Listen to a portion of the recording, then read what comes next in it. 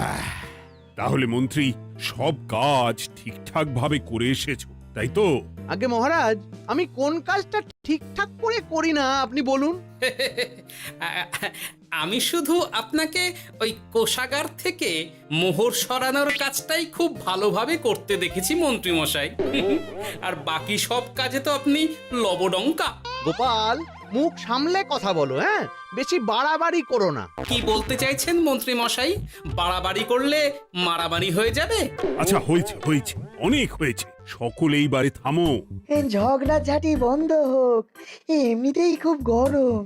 বলছি কি, যা গরম পড়েছে এইখানে তো থাকাটাই দায় হয়ে যাচ্ছে।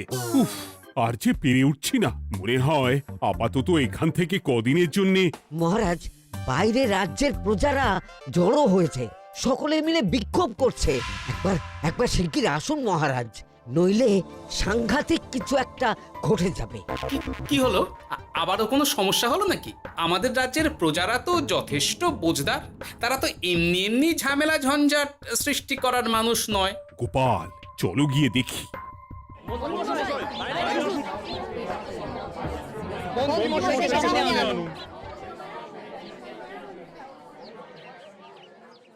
কি ব্যাপার, তোমাদের কি সমস্যা হয়েছে? এইভাবে বিক্ষোভ করছো কেন? মহারাজ, মন্ত্রী মশাইকে সামনে আনুন, তারপর বলছি কি হয়েছে না হয়েছে। সেরেছে। আরে, আমাকে ডাকছে কেন? আচ্ছা, বলছি তোমরা একটু শান্ত হও। আমি বুঝতে পারছি তোমরা কিছু একটা কারণে খুবই অসন্তুষ্ট হয়েছো, তাই সেই জন্য বলছি আগে শান্ত হও, তারপর বলো মন্ত্রী মশাইকে কেন খুঁজছো, উনি কি করেছেন? গোপাল দাদা, তুমি তো জানোই রাজ্যে যা গরম পড়েছে, তার জন্য খাল বিল পুকুর নদী নালা একেবারে শুকিয়ে গেছে, চারিদিকে জলের হাহাকার। হ্যাঁ হ্যাঁ, সে তো জানি। গত সপ্তাহে এই সমস্যার কথা জানিয়ে মহারাজকে অনুরোধ করে গিয়েছিলাম যে রাজ্যের বাঁধটা যাতে খুলে দেওয়া হয়। কেন? আমি তো তোমাদের কথা রেখেছি। আমি তো দুদিন আগেই মন্ত্রীকে পর্যাপ্ত পরিমাণে মোহর দিয়ে বাঁধ খোলার কাজে পাঠিয়েছিলাম। কেন, উনি কি বাঁধ খোলেননি? সেইটা ওনাকেই জিজ্ঞাসা করুন। গত দুদিনে উনি তো বাঁধ খুলতে আসেনি, উপরন্তু আমরা ওনাকে ডাকতে গেলে উনি আমাদেরকে তাড়িয়ে দিয়েছেন। সে কি, এ তো ভারী অন্যায়। দুদিন ধরে অপেক্ষা করে আর না থাকতে পেরে আজকে আমরা এখানে এসেছি। এই অবস্থায় আমরা কি করব? যদি আমাদেরকে আমাদের রাজ্য সাহায্য না করে তাহলে কোথায় যাব আমরা? ছি ছি ছি, আমি তো ভাবতেই পারছি না। মন্ত্রী, এই মন্ত্রী! মহারাজ, মন্ত্রী মশাইয়ের ব্যাপারটা পরে দেখে নিচ্ছি, আগে এদেরকে শান্ত করেই চলুন। মনে রাখবেন, প্রজারা একবার বিপক্ষে চলে গেলে কিন্তু খুব মুশকিল হয়ে যাবে। শোনো সকলে, তোমরা আজকের দিনটা একটু কষ্ট করো। আমি কথা দিচ্ছি কাল সকাল হলেই বাঁধ খোলার ব্যবস্থা করব, ঠিক আছে?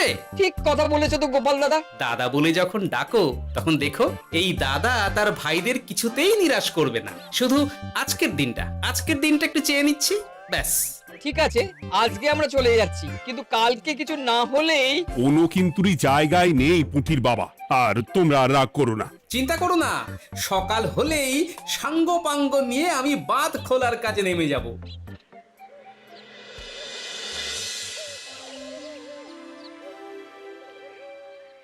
ছি ছি মন্ত্রী, তুমি এইভাবে আমায় মিথ্যে বললে। ভাবতেই পারছি না কি দরকার ছিল আমায় মিথ্যে আশ্বাস দিয়ে প্রজাদের সামনে নাক কান কাটার। মুখে কুলুপ কেন? উত্তর দাও। না মানে, আমার শরীরটা ঠিক ভালো ছিল না, তাই বাড়ি থেকে বেরোতে পারিনি। বলছি কি, শরীর খারাপ থাকলে রাজসভায় খবর দিতে পারতেন, আমরা কেউ দায়িত্বটা পালন করতাম, কি আছে? সমস্ত মোহরগুলো একস্থ করে ঘাপটি মারলেন ঘরে। ছি ছি, জানাই আপনাকে ধিক্কার। সকলে মিলে করো প্রতিবাদের চিৎকার। মন্ত্রী মশাই, ছি ছি ছি ছি ছি ছি। মহারাজ, আপনি এক্ষুনি মন্ত্রী মশাইকে কদিনের জন্য সভা থেকে বহিষ্কৃত করুন।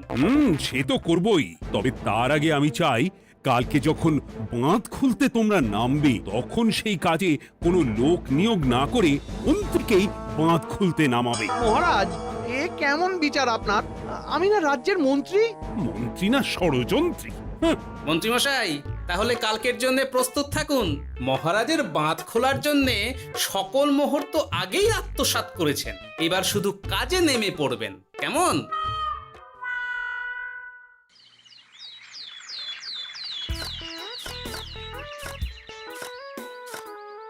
ওহ গোপাল, এইবারে ছেড়ে দাও, আর পাচ্ছি না। এত সহজে হাল ছাড়লে হবে বলুন? এই কে আছো? ওই শাবল কোদালগুলো দাও, আমি এদিকটায় খুঁচিয়ে দিই। সভাকবি, বিজ্ঞানী, এসো এসো এসো, হাত লাগাও। সবে মিলে করি কাজ, বাঁধ খোলা হবে আজ। বাঁধ খোলা হবে আজ, মন দিয়ে করো কাজ। একদম, হাত লাগাও, জোর লাগাও। গোপাল দাদা, সভাকবি, বিজ্ঞানী দাদা আর আর বাকি দাদা ভাইরা আসুন আসুন, সকলে একটু শরবত খান। আমাকেও একটু শরবত দাও। মোহরগুলো খেয়েও তৃষ্ণা মেটেনি বুঝি? হুম হুম। বাঁধ এক্ষুনি খুলবে, প্রজাদের সব জ্বালা জুড়োবে। বাঁধ খুলে গেছে। আমাকে বাঁচাও, আমাকে বাঁচাও। কোনো সময় ভুল করলে নিজেই সেই ভুল শুধরে আবার ফিরতে হয়। আপনিও তাই করুন মন্ত্রী মশাই, নিজে নিজেই উঠে আসুন। চলো সকলে। গোপাল, তুমি তোমার সাথীদের নিয়ে যা করলে সত্যি ভাবাই যায় না। মহারাজ, নিজেদের রাজ্যের সমস্যায় নিজেরাই কোমর বেঁধে নেমে সমস্যার সমাধান করেছি, পরিস্থিতি মোকাবিলা করেছি। এর জন্যে আপনি এমন করে বলবেন না। ওহ, তোমরা না থাকলে যে কি হতো। মহারাজ, আমরা আছি তো, এত ভাববেন না আপনি। আপনি বরং আমাদের সকলের জন্য কিছু খাবারের ব্যবস্থা করুন, খুব খিদে পেয়ে গেছে। হ্যাঁ, নিশ্চয়ই নিশ্চয়ই। তোমরা সকলে ভিতরে এসো, হাত পা ধুয়ে নাও। ততক্ষণে আমি রানীকে আহারের ব্যবস্থা করতে বলছি।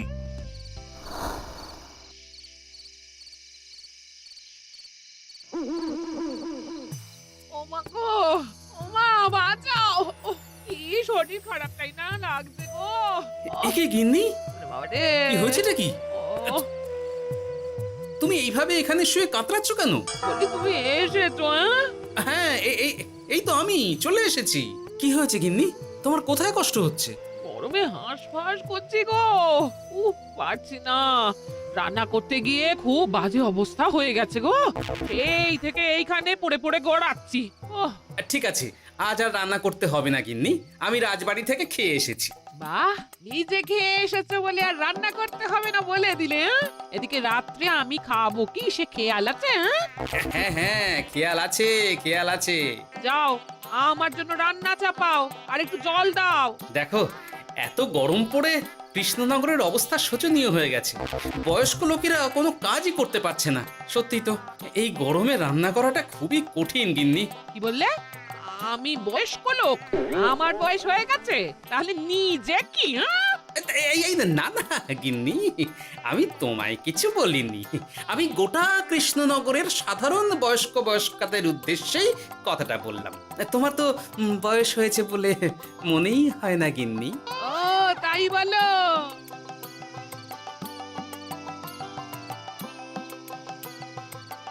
নাও গিন্নি, জল নাও। আজ না হয় আমি রান্না করব। হে ভগবান, মুখের একটু লাগাম দাও। এইভাবে যখন তখন সত্যি কথা বলিও না।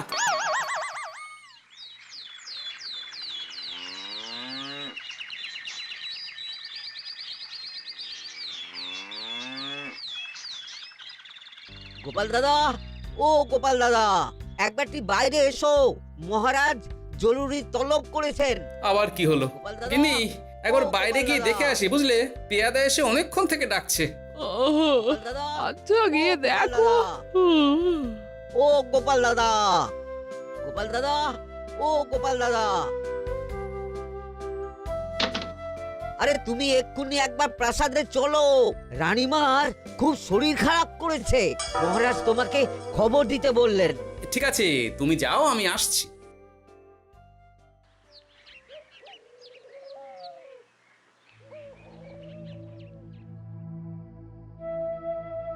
গোপাল, কি হবে বলো তো? রানী তো দুমদাম করে ব্যারামে পড়ে না। মহারাজ, ভয় পাবেন না, আমরা আছি তো। বৈদ্যকে পরীক্ষা করতে দিন, দেখি সে কি বলে। মহারাজ, অতিরিক্ত গরমের জন্য শরীরটা খারাপ হয়েছে। আসলে উনি এই তীব্র দাবদাহ নিতে পারেননি। তবে চিন্তা করবেন না মহারাজ, আমি বাড়ি গিয়ে এক ধরনের বিশেষ পথ্য পাঠিয়ে দিচ্ছি। রানীমা খেলেই সুস্থ হয়ে উঠবেন। মহারাজ নিজের কানেই তো শুনলেন, রানীমার তেমন গুরুতর কিছু হয়নি, চিন্তা করবেন না। বৈদ্যর ওষুধে উনি সেরে উঠবেন। যাওয়ার আগে একটা কথা বলে যাই, গরমের এই দাবদাহ কিন্তু আরো ভয়ঙ্কর হবে, তাই সকলে খুব সাবধানে থাকবেন। শরীর যাতে ঠান্ডা থাকে এমন হালকা পাতলা খাবার খাবেন। আসি, রাজসভায় দেখা হবে। মহারাজ, বৈদ্যমশাই কিন্তু এটা ঠিক বলেছেন, গরম আরো বাড়বে, তাই দুজনেই খুব সাবধানে থাকবেন, কেমন? গতকাল তো আমার গিন্নিও গরমের চোটে কুপকাত হয়ে গেছিল, শেষমেশ আমাকেই বাড়ি গিয়ে রান্না করতে হলো আর কি। ও বাবা, তাই নাকি? তাহলে তো খুবই চিন্তার ব্যাপার। আচ্ছা মহারাজ, আমি তাহলে এখন আসি, আবার রাজসভায় দেখা হবে। এই গরমে আর এখানে থাকতে পারছি না, বলছি কদিনের জন্য না একটু অন্য কোথাও গেলে হয় না গো? গিন্নি, এই গরমে ঘরেই থাকো, অন্য কোথাও যাওয়ার মোটে নাম করো না। বাইরে বেরোতে গিয়ে যদি কোনোভাবে গরম হাওয়া শরীরে লেগে যায় তাহলে বিপত্তির আর শেষ থাকবে না গিন্নি। কিন্তু এখানেও তো যা গরম পড়েছে, পচে গলে মরে যাই আর কি। উফ গিন্নি, দয়া করে এইসব বাজে কথা বলা বন্ধ করো তো, আমার আয়ুর থেকেও তোমার আয়ু দীর্ঘ হোক। বাহ, তুমি এসব কথা কোথা থেকে শিখলে গো? হুম? এই তো তোমার থেকে আর কি। গোপাল, গোপাল, রাজ্যের অবস্থা খুবই বেহাল। এই সবই আমাদের পোড়া কপাল। আরে সভাকবি, কি হয়েছে? তোমাকে দেখে তো মনে হচ্ছে তুমি কিছু... বিজ্ঞানী মহারাজ দুজনেই অজ্ঞান, ঘটি ঘটি জল ঢেলেও ফেরাতে পারেনি তাদের জ্ঞান। কি বলছো কি? তা তুমি এই ব্যাপারটা জানলে কি করে? গিয়েছিলাম একটু আগে বিজ্ঞানীর বাড়ি, গিয়ে দেখি লোকজনের ভিড় সারি সারি। সে কি? শুনলাম মহারাজ তাকে কিছু বলতে এসেছিলেন, তারপরে দুজনে বাইরে বেরিয়ে আসতেই অজ্ঞান হয়ে গেলেন। মহারাজ বিজ্ঞানীর বাড়ি গিয়েছিলেন, তাও আবার রানীমাকে ছেড়ে? রাজবৈদ্য কত করে বললেন এই সময় যখন তখন ঘরের বাইরে বেরোবেন না, কে শোনে কার কথা? আমার মনে হয় মহারাজ তেমন কোনো গুরুত্বপূর্ণ কিছু কথা বলতেই বিজ্ঞানীর বাড়ি গিয়েছিলেন। গরম কমানোর উপায় আলোচনা করতে হয় তো গিয়েছিলেন।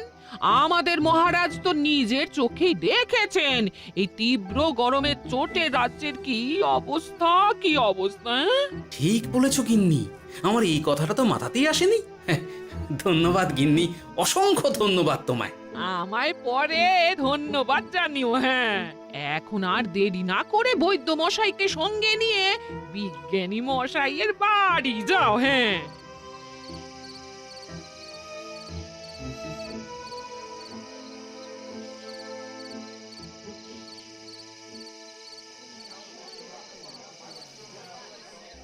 কি বুঝছেন বৈদ্যমশাই? খুব একটা ভালো কিছু বুঝছি না গোপাল। দেখো, সত্যি বলতে ওই কৃষ্ণনগরের অবস্থা খুবই বাজে, তাই এখানকার মানুষেরা একে একে অসুস্থ হয়ে পড়ছে। বাইরের অবস্থাটাও তো ভালো নয়, বুঝতেই পারছো। এখন সান্ধ্যকালীন হাওয়াতেও গরমের তাত রয়েছে। দেখুন, রাজ্যের যা অবস্থা তাতে যদি রাজ্যের মাথা থেকে সমস্ত প্রশাসনিক প্রধানরাই অসুস্থ হয়ে পড়েন তাহলে তো ভীষণ বিপদ। সে তো বটেই, এই জন্যেই আমি বলি কি, মহারাজ সহ সকল সভাসদেরা এই রাজ্য ছেড়ে কদিনের জন্য পাহাড়ি কোনো এক জায়গায় গিয়ে থাকুন, পরিবার নিয়েই যান। দেখুন, আগে নিজেরা বাঁচলে তবে তো রাজ্যবাসীকে ভালো রাখতে পারবেন, তাই না? কথাটা কিন্তু মন্দ বলেনি বৈদ্য। গোপাল, এই গোপাল, তুমি পাহাড়ে যাওয়ার ব্যবস্থা করো। এইখানে আর কিছুদিন থাকলে মরেই যাব। হ্যাঁ গোপাল, আমারও তাই মত। এক্ষুনি যা শরীরে ক্লান্তি এসেছে, আর কদিন এইখানে থাকলে মরেই যাব। মহারাজের অনুরোধে গরম কমানোর কোনো ব্যবস্থাও তো করতে পারলাম না, বাইরে বেরোনো মাত্রই দুজনে মূর্ছা গেলাম। বাবা, ঠিক আছে, বুঝেছি।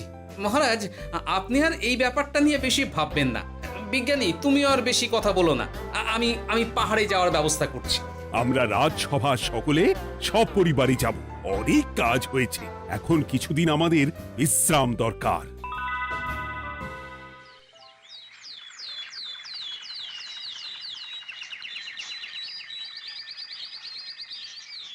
এ কি গোপাল, মন্ত্রীকেও তুমি আমাদের সঙ্গে নিয়ে যাচ্ছ? আহ, তুমি কি সব ভুলে গেছো?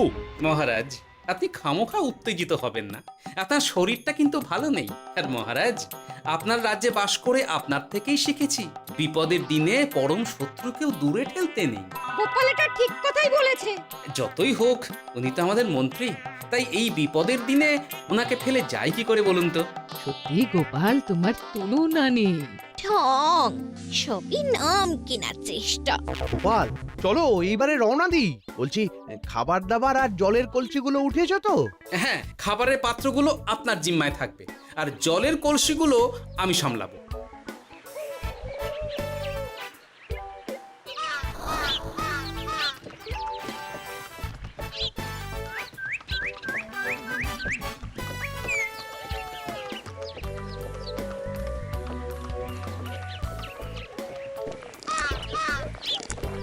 কি গো, তুমি খাবার ছেড়ে শুধুই জল খাচ্ছ?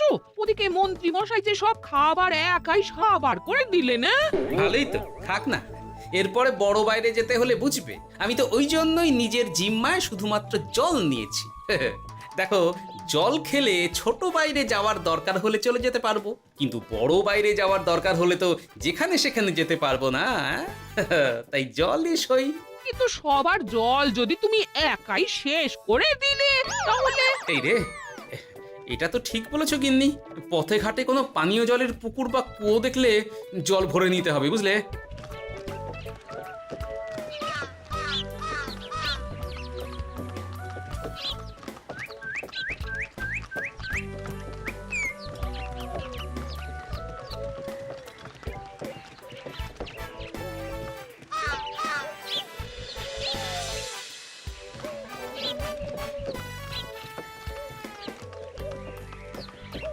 সকলে আসুন, দেখুন দেখুন, মহারাজ আবার মূর্ছা গিয়েছেন।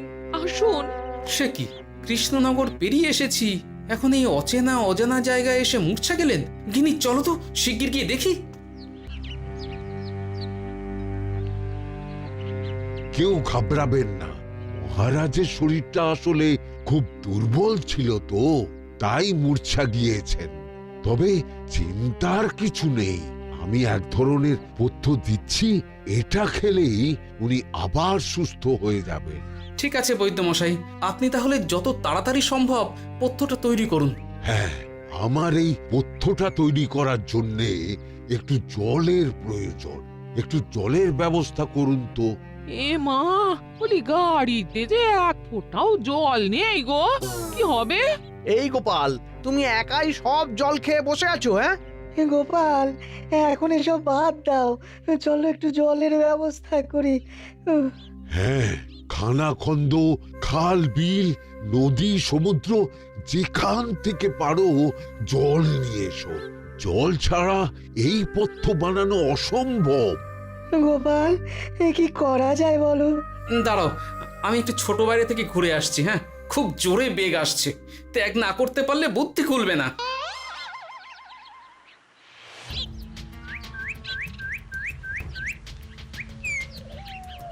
ওদিকে একটা পাত কুয়ো দেখতে পাচ্ছি মনে হচ্ছে।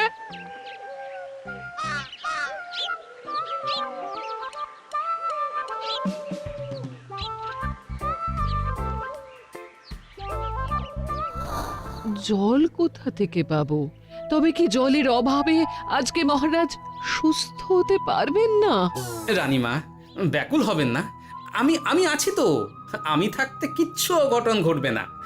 সকলে শুনুন, বিশেষত মহিলাদের বলছি, আপনারা সকলে নিজেদের কাছে যত শাড়ি আছে সেই প্রত্যেকটা শাড়ি আমাকে দিন। আমি শাড়ি জুড়ে জুড়ে লম্বা রশ্মি বানাবো, তারপর সেই রশ্মিতে বালতি ঝুলিয়ে জল তুলব। দয়া করে কেউ দেরি করবেন না।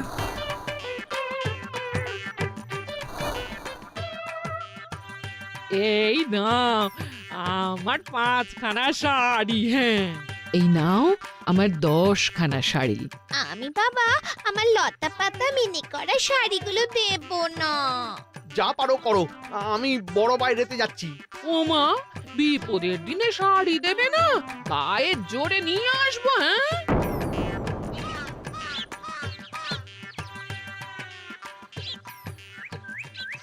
এ বাবা, এখনো কিছুটা কাপড় লাগবে তো। যা গভীর পাতকুয়া, সবার সব শাড়ি তো কাজে লাগিয়ে দিয়েছি, এখন কি হবে? আরে ওই তো কার একটা ঝোপের কাছে ধুতি পড়ে রয়েছে, যাই ওইটাই নিয়ে নি। এই গোপাল গোপাল, আরে করো কি ওটা তো আমার ধুতি। আরে আরে আমি এই ঝোপে বড় বাইরের জন্য এসেছি। আরে মন্ত্রী মশাই, বড় বাইরে করার সময় অযথা অন্যদিকে মন দেবেন না, তাহলে পেট সাফা হবে না।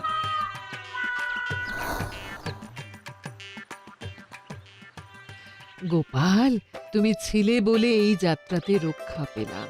ভগবান তোমাদের অনেক অনেক মঙ্গল করুক।